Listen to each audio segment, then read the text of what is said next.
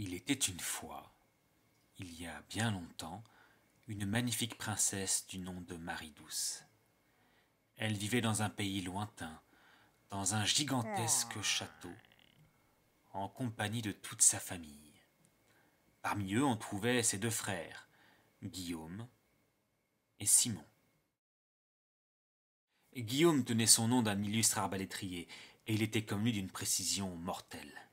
Mais il était également le forgeron en chef du château, et c'est sur lui que retombait la difficile tâche d'entretenir tout l'équipement et tout l'armement nécessaire à la protection de la forteresse. Simon, quant à lui, avait pour fonction de protéger les frontières du royaume. Il devait ainsi prévenir les possibles invasions pouvant mettre en péril sa famille. Il arpentait ainsi les chemins de ronde, plantant son regard perçant vers l'horizon. Ils étaient tous trois les enfants de la belle reine Céline et de son mari le bon roi Jacques Primo. Et tous vivaient ensemble, protégés par les lourds murs du château Saint-Laurent.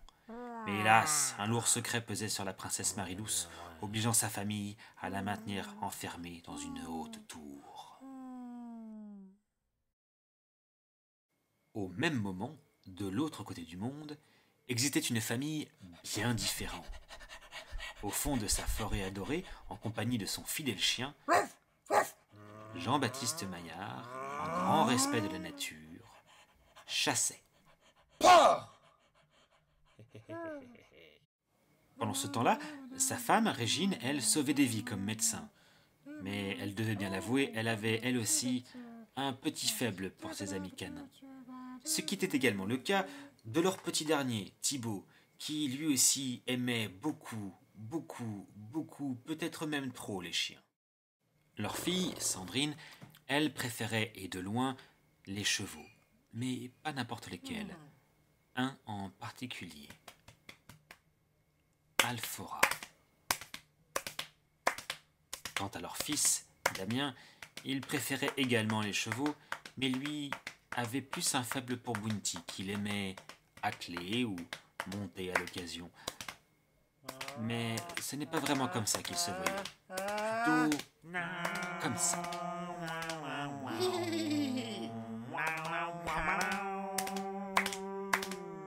Car oui, Damien avait une fascination pour les univers fantastiques et toute la magie.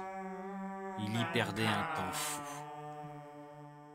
Mais il était loin de s'imaginer que tapis dans l'ombre se préparait un adversaire qui allait l'obliger à affronter toutes ses peurs et ses passions. Et toute la famille vivait ainsi en parfaite harmonie, même si Damien continuait à s'imaginer empereur chevalier. Alors, quand le dragon fit son apparition, Damien sut ce qu'il fallait faire. En le voyant s'envoler ainsi vers l'infini et la ligne d'horizon, il se dit que lui aussi devait prendre son courage à pleine main et s'enfuir à sa poursuite. Et c'est ainsi qu'il partit traverser le monde.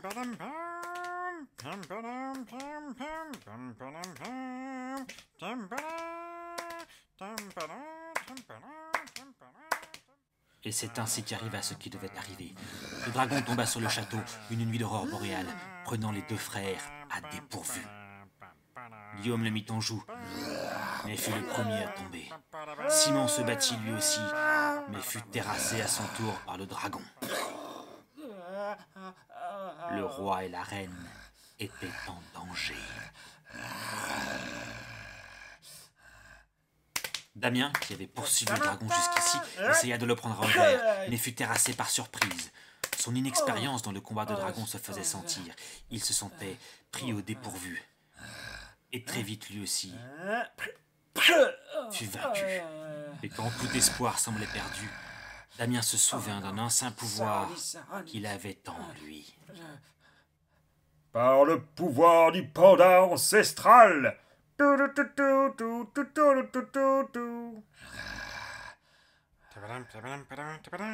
Panda, Shoryuken. Le dragon fut touché, mais pas vaincu, et il riposta d'un terrible souffle de flamme qui toucha le panda de plein fouet et le laissa au sol, gisant. Tout semblait perdu, lorsque soudain, Stop! la princesse Marie-Douce avait quitté sa tour, et il était temps de montrer au monde la puissance de sa terrible malédiction. Go, go, Panda Rangers. Stardust Le combat fut Revolution. terrible. Hadouken, Sonic Les Boom. deux pandas Hadouken, assénèrent de terribles Sonic coups Boom. au furieux dragon, Hadouken, Kamea mais finalement Panda. celui-ci ne fut pas de taille. Sur les décombres du champ de bataille, le prince et la princesse Panda se reconnurent et surent qu'ils étaient faits l'un pour l'autre. Ils partirent alors découvrir le monde ensemble, tous les deux, main dans la main.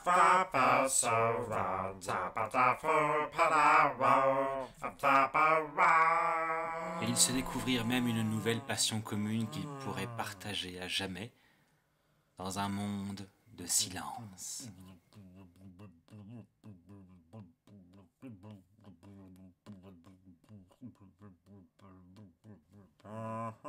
Et un beau jour de septembre, ils décidèrent finalement de se dire oui pour la vie et de s'unir à jamais. Mais ça, vous le savez déjà, non?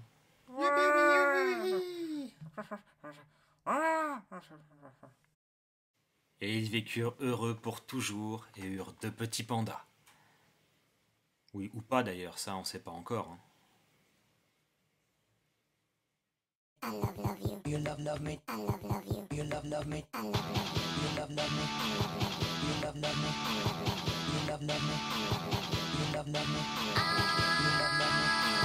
love me. You love me. You love you. Do you love me too? Oh yeah.